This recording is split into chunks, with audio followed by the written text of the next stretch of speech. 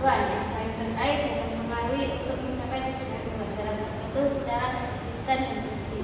Jadi, rancangan pembelajaran ini merupakan cara atau proses ataupun alat yang digunakan untuk mendukung dalam proses pembelajaran.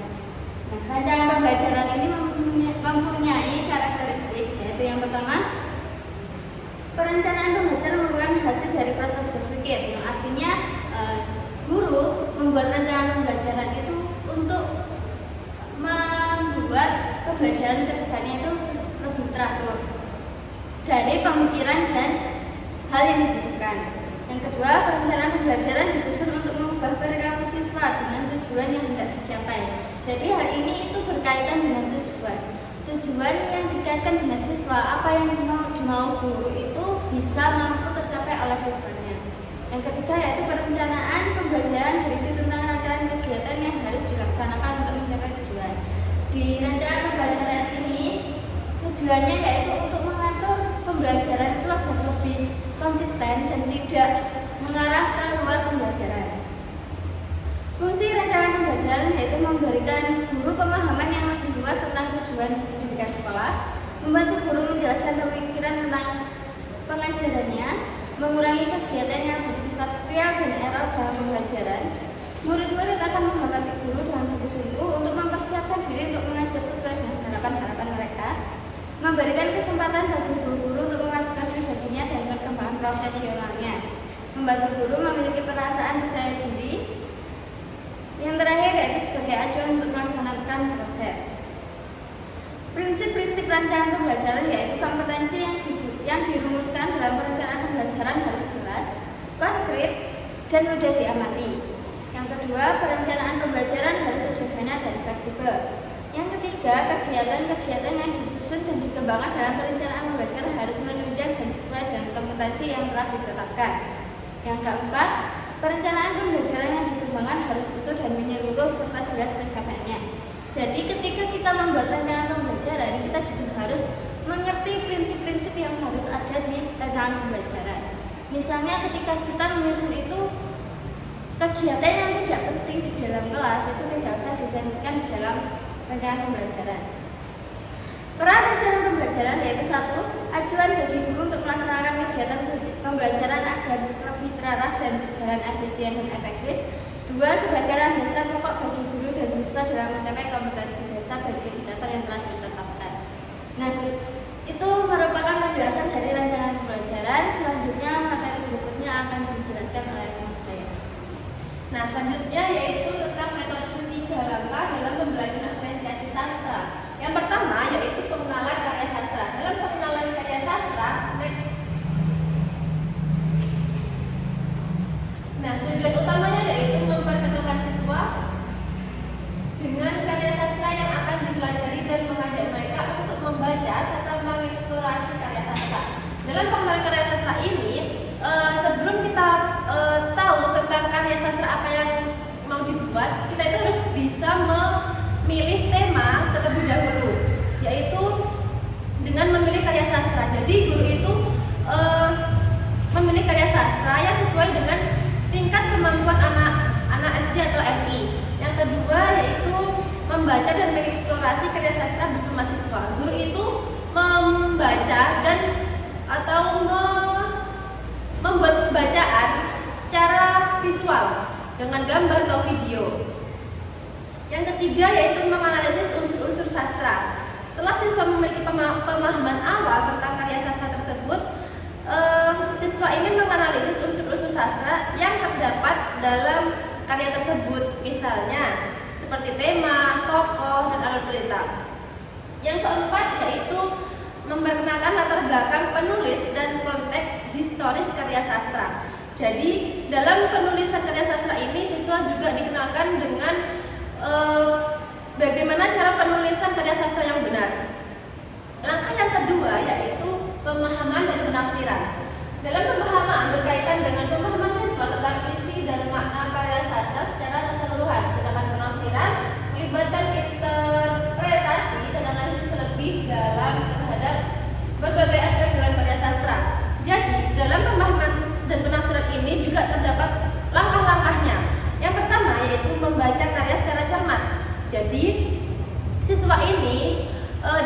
untuk membaca karya sastra secara seksama untuk memahami plot, suasana dan karakter-karakter yang akan dimasukkan di karya sastranya tersebut. Yang kedua yaitu identifikasi tema utama. Jadi setelah dia itu pengenalan karya sastra yang mau diajukan, itu dia membuat tema utamanya yang mau dibuat. Nah, selanjutnya yaitu meninjau alur cerita. Jadi tinjau alur cerita ini secara keseluruhan dan periksa bagaimana penulisan membangun ketegangan, konflik dan puncak cerita. Selanjutnya itu analisis bahasa. Bahasanya bagaimana? Bahasa dan penulisannya itu harus benar. Jadi siswa ini harus memperhatikan penggunaan bahasa dan gaya penulisan oleh penulis. Selanjutnya yaitu diskusi dan refleksi. Dalam diskusi dan refleksi ini selalu penting untuk berbagi pemahaman dan penafsiran. Jadi diskusi karya sastra ini dengan teman atau guru untuk mendapatkan sudut pandang yang berbeda dan melibatkan apakah siswa ini sudah interpretasi yang dapat dikembangkan lebih lanjut gitu. Nah, yang ketiga atau yang terakhir yaitu dengan ekspresi kreatif. Apa sih ekspresi kreatif ini? Ekspresi kreatif ini melalui bagaimana siswa itu memiliki kesempatan untuk mengkaitkan dan mengaplikasikan pemahaman siswa terhadap karya sastra tersebut dengan cara yang unik, pribadi, dan kreatif. Jadi dalam ekspresi kreatif ini terdapat beberapa ide kreatif yang bisa dilakukan, yaitu yang pertama menulis cerita pendek atau puisi. Jadi pada penulis cerita pendek atau puisi ini mengambil inspirasi dan tema, gaya penulisan, karakter atau alur cerita itu dengan karya yang sudah dipelajari. Yang kedua yaitu membuat ilustrasi atau gambar. Saat penulisan karya sastra itu juga diberikan gambar atau ilustrasi agar pembaca itu bisa membacanya dengan seksama dan bisa menganalisis sendiri dengan gambar atau ilustrasi yang sudah disediakan. Yang ketiga yaitu menyusun musik atau lagu. Nah, jika siswa itu memiliki kemampuan dalam musik atau bernyanyi, cobalah untuk membuat komposisi musik atau lagu ini yang terinspirasi oleh karya-karya sastra yang lain. Nah, selanjutnya mengadakan pertunjukan atau teater. Dan yang terakhir membuat video atau animasi. Jadi setelah kita itu membuat karya sastra, menulis, dan yang terakhir itu di puncaknya itu kita bisa membuat video atau animasi. Video atau animasi ini bisa menggunakan teknik pengambilan dengan cara gambar, editing, ataupun efek visual untuk menggambarkan interpretasi terhadap karya sastra tersebut. Dan yang terakhir yaitu tahap implementasi. Di tahap implementasi ini ada 3, yaitu yang pertama perencanaan pembelajaran. Perencanaan pembelajaran ini yang pertama menentukan tujuan pembelajaran yang spesifik.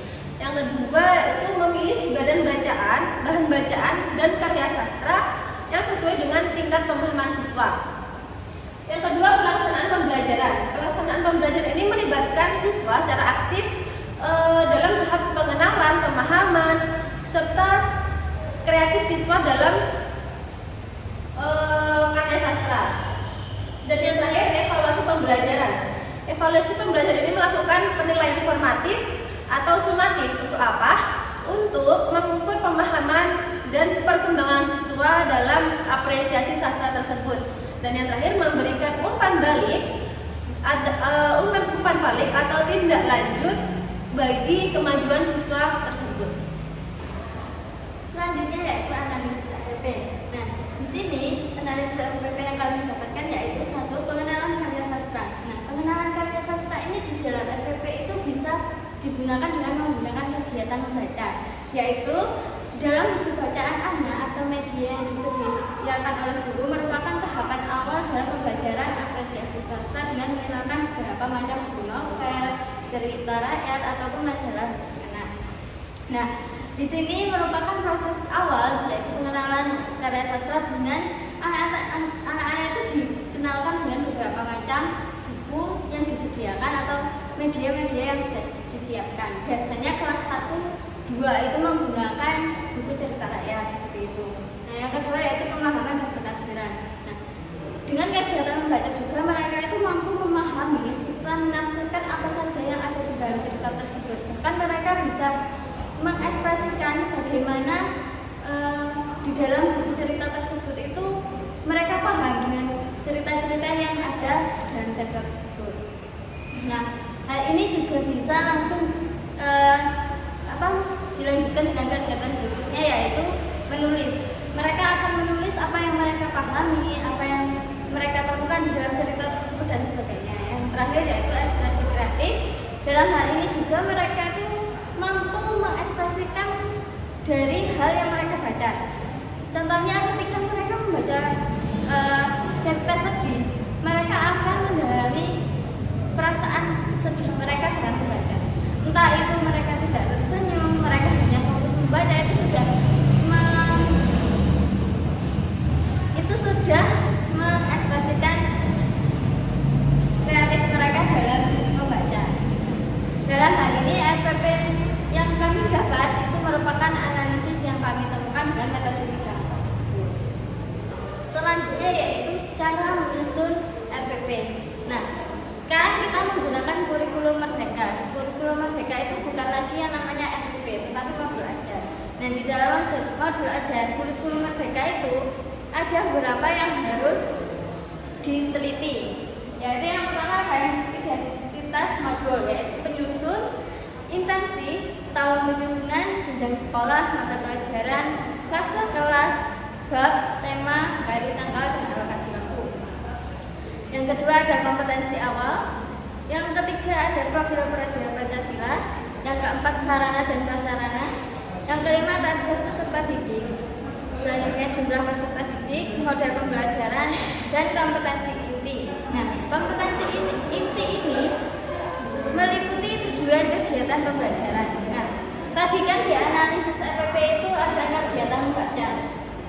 Nah, kegiatan inti di dalam RPP tersebut yaitu kegiatan membaca. Kegiatan membaca ini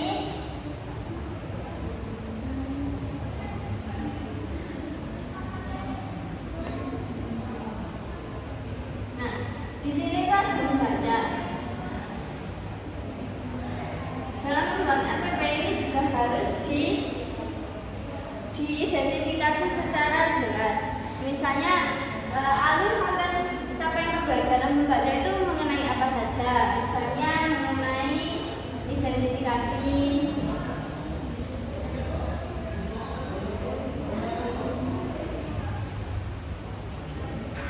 terus mengenal,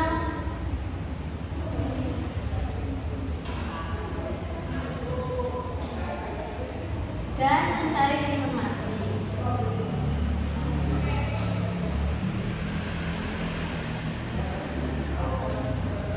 Nah, ini merupakan kegiatan inti dari kegiatan membaca, yang mana tujuannya mereka mampu mengidentifikasi apa yang mereka baca, mengenal bacaan yang mereka baca, dan mencari informasi yang ada di dalam buku bacaan tersebut.